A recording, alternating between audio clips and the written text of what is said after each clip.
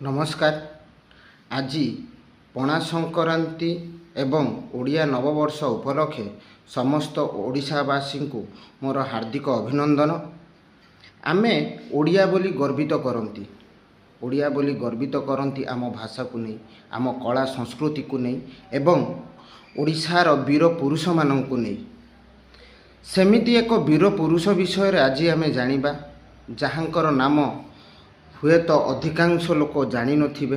आज का जेनजी समाज पीढ़ी माने तांको विषय शुणी नथिबे। आमे सही वीर पुरुषों विषय रे आज ये वीडियो रे आमे जानिबा।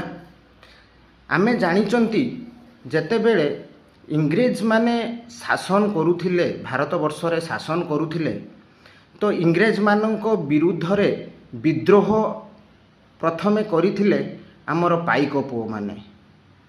आजिकार भारत इतिहास रे यह उल्लेखित जे ओडिशार पाइक विद्रोह ही भारतर प्रथम विद्रोह। एई पाइक विद्रोहर प्रथम कर्णधार थिले पतंगर दल बेहेरा, माधवचंद्र राउतराय। जेतेबेले माधवचंद्र राउतराय नेतृत्व रे पाइक विद्रोहटी उग्र रूप धारण करिथिला, सेतेबेले इंग्रेज सरकार माधवचंद्र राउतराय मुंडरे 100टी स्वर्ण मुद्रा रखिथिला। जीवंत हेउ किंबा मृत्यु, जीए माधवचंद्र बेहेरा को धरी आनिबो ताकू 100टी स्वर्ण मुद्रा रे पुरस्कार दिया जिवो, एहा इंग्रेज सरकार कहिथिले। इंग्रेज सरकार सैनिक माने खोजी बुलिले।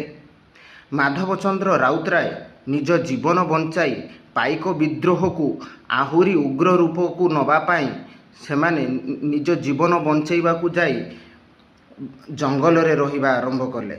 जंगल रे रहुथिले, निज निर्जन जंगल, फलमूल खाई झरणा पानी पी बंचुथिले। शरीरटी जीर्ण हो जाइथिला, दाढ़ी निश दाढ़ी आउ बाल बहुमात्रा रे हो जाइथिला। अचिन्हा जना पड़ुथिले, केही चिन्हिबा भी सहज हेउ नथिला। सेही समय रे चिलिकार आसीथिला बन्या।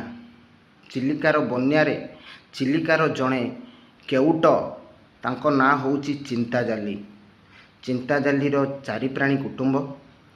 बन्या रे घर भासीगला, बन्या रे डंगा भी भासीगला।